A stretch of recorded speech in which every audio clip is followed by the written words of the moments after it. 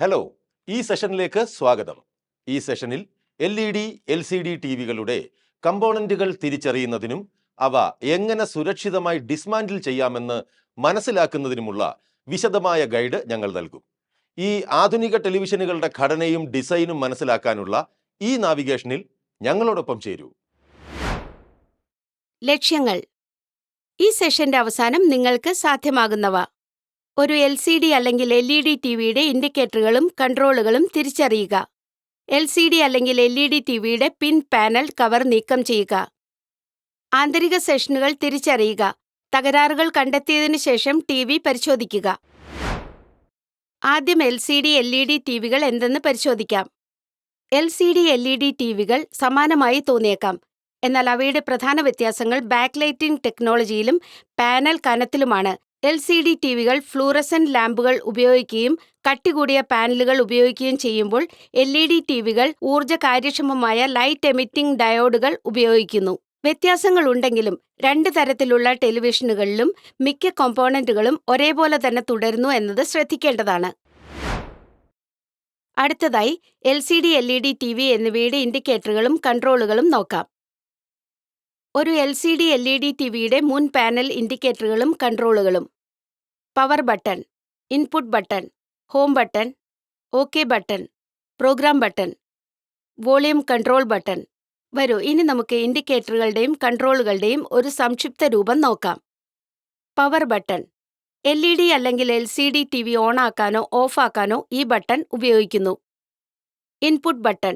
HDMI അല്ലെങ്കിൽ USB പോലുള്ള വ്യത്യസ്ത ഇൻപുട്ട് സോഴ്സുകൾക്കിടയിൽ മാറാൻ ഈ ബട്ടൺ ഉപയോഗിക്കുന്നു. Home button. ഉപയോക്താവിനെ പ്രധാന മെനുവിലേക്ക് തിരികെ കൊണ്ടുവരാൻ ഈ ബട്ടൺ ഉപയോഗിക്കുന്നു. OK button.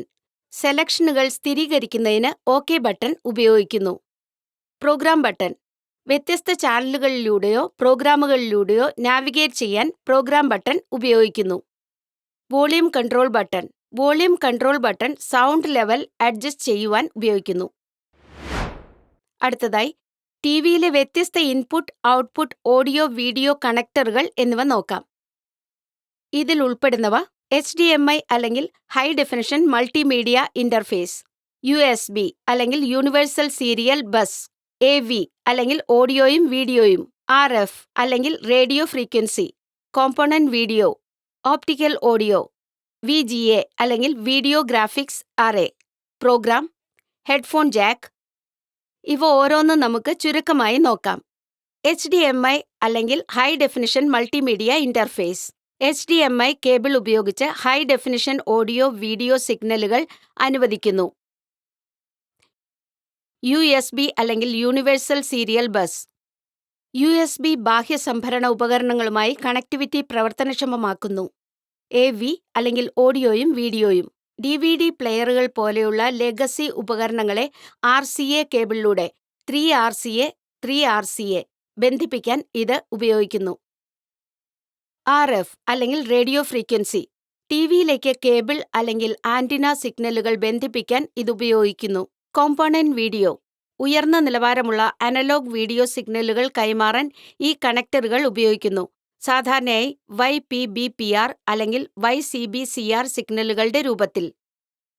Optical audio out. ഇത് ടിവി ശബ്ദത്തെ HT അല്ലെങ്കിൽ സൗണ്ട് ബാറിലേക്ക് ബന്ധിപ്പിക്കുന്നതിനും മികച്ച ശബ്ദ വ്യക്തത നൽകുന്നതിനും ഉപയോഗിക്കുന്നു. VGA അല്ലെങ്കിൽ വീഡിയോ ഗ്രാഫിക്സ് അറേ. കമ്പ്യൂട്ടർ, ഗെയിമിംഗ് കൺസോളുകൾ എന്നിവയുമായുള്ള അനുയോജ്യതയ്ക്കായി ഇത് ഉപയോഗിക്കുന്നു. Programme. Firmware update, remote control integration തുടങ്ങിയവ ഉൾപ്പെടെയുള്ള സീരിയൽ ആശയവിനിമയത്തിന് ഈ കണക്ടർ അനുവദിക്കുന്നു. Headphone jack. വയേർഡ് ഹെഡ്ഫോണുകൾ കണക്ട് ചെയ്യുന്നതിന് ഇത് ഉപയോഗിക്കുന്നു. LCD അല്ലെങ്കിൽ LED ഡിസ്മാൻഡിൽ ചെയ്യാൻ ആവശ്യമായ ടൂളുകളും എക്യുപ്മെന്റുകളും ഇപ്പോൾ നോക്കാം. ഞങ്ങൾക്ക് ഇനി പറയുന്ന ടൂളുകളും ഉപകരണങ്ങളും ആവശ്യമാണ്: trainee tool kit 1 set, magnifier lens 1 എണ്ണം, LCD LED ടിവി 1 എണ്ണം, പിന്നെ യൂസർ മാനുവലുകൾ ഉള്ള സെറ്റ് ഓഫ് ബോക്സ് 1 എണ്ണം. ഞങ്ങൾക്ക് ഇനി പറയുന്ന മെറ്റീരിയലുകളും കോമ്പോണന്റുകളും ആവശ്യമാണ്: HDMI കേബിൾ 2 എണ്ണം, RCA cable 1 set, optical cable 1 എണ്ണം, കോആക്സിയൽ കേബിൾ 1 സെറ്റ്. അടുത്തതായി LCD അല്ലെങ്കിൽ LED TV ഡിസ്മാൻഡിൽ ചെയ്യുന്നതിനുള്ള പ്രക്രിയ നോക്കാം. എല്ലാ ടൂളുകളും മെറ്റീരിയലുകളും തയ്യാറായി സൂക്ഷിക്കുക. ഇപ്പോൾ ടിവിയുടെ ഇന്റേണൽ കോമ്പോണന്റ് എങ്ങനെ ആക്സസ് ചെയ്യാമെന്ന് നോക്കാം. ആരംഭിക്കുന്നതിന് ടെലിവിഷനിൽ നിന്ന് എല്ലാ കേബിളുകളും വിച്ഛേദിച്ച് ബാക്ക് പാനൽ നീക്കം ചെയ്യാൻ തുടരുക. ടെലിവിഷന്റെ ഫ്രെയിമിലേക്ക് ബാക്ക് പാനൽ സുരക്ഷിതമാക്കുന്ന സ്ക്രൂകൾ അല്ലെങ്കിൽ ഫാസ്റ്റനറുകൾ കണ്ടെത്തുക. ഇവ സാധാരണയായി ബാക്ക് കവറിന്റെ അരികുകളിൽ കാണപ്പെടുന്നു. ഉചിതമായ ഒരു സ്ക്രൂ ഡ്രൈവർ ഉപയോഗിച്ച് ഈ ഫാസ്റ്റനറുകൾ ക്രമാനുഗതമായി അഴിക്കാൻ തുടങ്ങുക. നിങ്ങൾ നീക്കം ചെയ്യുമ്പോൾ സ്ക്രൂകൾ സുരക്ഷിതമായ സ്ഥലത്ത് സൂക്ഷിക്കുക, കാരണം യൂണിറ്റ് വീണ്ടും കൂട്ടിച്ചേർക്കുന്നതിന് അവ ആവശ്യമായി വരും.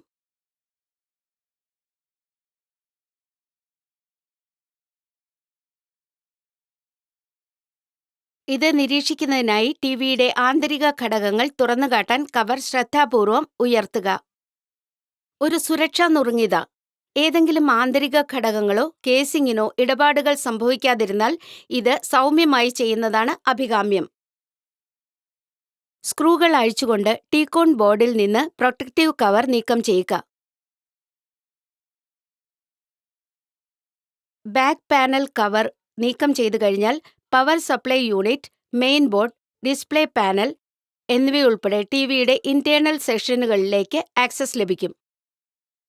നമുക്കിപ്പോൾ ടിവിയുടെ ഇന്റേണൽ സെക്ഷനുകൾ കണ്ടെത്താം. Power supply board. ടിവിയുടെ താഴത്തെ ഭാഗത്ത് സ്ഥിതി ചെയ്യുന്ന ഈ ബോർഡ് വാൾ സോക്കറ്റിൽ നിന്ന് AC ഇൻപുട്ട് പവർ DC പവറായി പരിവർത്തനം ചെയ്യുന്നതിനും ടിവിയുടെ ഇന്റേണൽ കമ്പോണന്റുകൾക്ക് ആവശ്യമായ വോൾട്ടേജും കറന്റും നൽകുന്നതിനും കാരണമാണ്. Main board.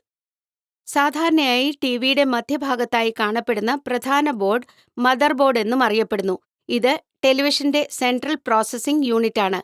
ഇത് ഓഡിയോ, വീഡിയോ, യൂസർ ഇന്റർഫേസ് ഫംഗ്ഷനുകൾ എന്നിവ നിയന്ത്രിക്കുന്നു. അതുവഴി ടിവി കൃത്യമായും കാര്യക്ഷമമായും പ്രവർത്തിക്കുന്നുവെന്ന് ഉറപ്പാക്കുന്നു. സ്പീക്കറുകൾ. ടെലിവിഷൻ ഫ്രെയിമിന്റെ വശങ്ങളിലോ താഴത്തെ ഭാഗത്തിലോ സംയോജിപ്പിച്ചിരിക്കുന്ന സ്പീക്കറുകൾ ഔട്ട്പുട്ട് സോഴ്സ് ആണ്. ഇത് ടിവിയിൽ നിന്ന് നേരിട്ട് ശബ്ദം കേൾക്കാൻ കാഴ്ചക്കാരെ പ്രാപ്തരാക്കുന്നു. IR button. ടിവിയുടെ സൈഡ് എഡ്ജിൽ സ്ഥിതി ചെയ്യുന്ന ഈ പ്രദേശത്ത് റിമോട്ട് കൺട്രോൾ റിസപ്ഷനും മാനുവൽ കൺട്രോൾ ബട്ടണുകൾക്കും ഇന്റർഫേസ് സെൻസർ ഉണ്ട്. ഇത് ടിവിയുമായുള്ള യൂസർ ഇന്ററാക്ഷൻ അനുവദിക്കുന്നു. പാനൽ. ടിവിയുടെ മുൻഭാഗവും ഏറ്റവും പ്രധാനപ്പെട്ടതുമായ ഭാഗമാണ് ചിത്രങ്ങളും വീഡിയോകളും അവതരിപ്പിക്കുന്ന ഡിസ്പ്ലേ സ്ക്രീൻ. ഇതാണ് പാനൽ. LCD LED ടിവികൾക്കായി ലിക്വിഡ് ക്രിസ്റ്റൽ അല്ലെങ്കിൽ ലൈറ്റ് എമിറ്റിംഗ് ഡയോഡുകൾ വിഷ്വൽ ഔട്ട്പുട്ട് നൽകുന്നത്. ബാക്ക്ലൈറ്റ്. ബാക്ക്ലൈറ്റ് ഡിസ്പ്ലേ പാനലിനെ പ്രകാശിപ്പിക്കുന്നു. സ്ക്രീനിലെ ഇമേജുകളുടെ തെളിച്ചവും ദൃശ്യപരതയും ഉറപ്പാക്കുന്നു. TCON board. സാധാരണയായി ടിവിയുടെ മുകൾ ഭാഗത്തോ പിന്നിലോ സ്ഥാപിച്ചിരിക്കുന്ന ഈ ബോർഡ് കൃത്യമായ ഇമേജ് റീപ്രൊഡക്ഷനു വേണ്ടി പിക്സലുകളുടെ ശരിയായ സിങ്ക്രണൈസേഷൻ ഉറപ്പാക്കിക്കൊണ്ട് ഡിസ്പ്ലേ പാനലിന്റെ സമയവും നിയന്ത്രണവും കൈകാര്യം ചെയ്യുന്നു. ഓരോ ഇന്റേണൽ സെക്ഷനും ശ്രദ്ധാപൂർവം പരിശോധിക്കാൻ സമയമെടുക്കുക. കേടുപാടുകൾ, ലൂസ് കണക്ഷനുകൾ അല്ലെങ്കിൽ ഒരു തകരാർ സൂചിപ്പിക്കുന്ന വിധം കോമ്പോണന്റുകൾ കത്തിപ്പോയിട്ടുണ്ടോ എന്ന് നോക്കുക. നിങ്ങൾക്കിവിടെ കാണാനാകുന്നതുപോലെ പവർ സപ്ലൈയിൽ നിന്ന് മെയിൻ ബോർഡിലേക്ക് ഒരു കേബിൾ ഡിസ്കണക്ട് ആയിരിക്കുന്നു. അത് കണക്ട് ചെയ്ത ടിവി ടെസ്റ്റ് ചെയ്ത് നോക്കേണ്ടതുണ്ട്. ഇനി നമുക്ക് ബാക്ക് കവർ അസംബിൾ ചെയ്യാം. ടിവിയുടെ ഫ്രെയിമുമായി ബാക്ക് കവർ ശ്രദ്ധാപൂർവം വിന്യസിക്കുക. സ്ക്രൂകൾ മുറുക്കിക്കൊണ്ട് അത് സുരക്ഷിതമാക്കുക. കവർ വിടവുകളില്ലാതെ സുരക്ഷിതമായി ഘടിപ്പിച്ചിട്ടുണ്ടെന്ന് ഉറപ്പാക്കുക.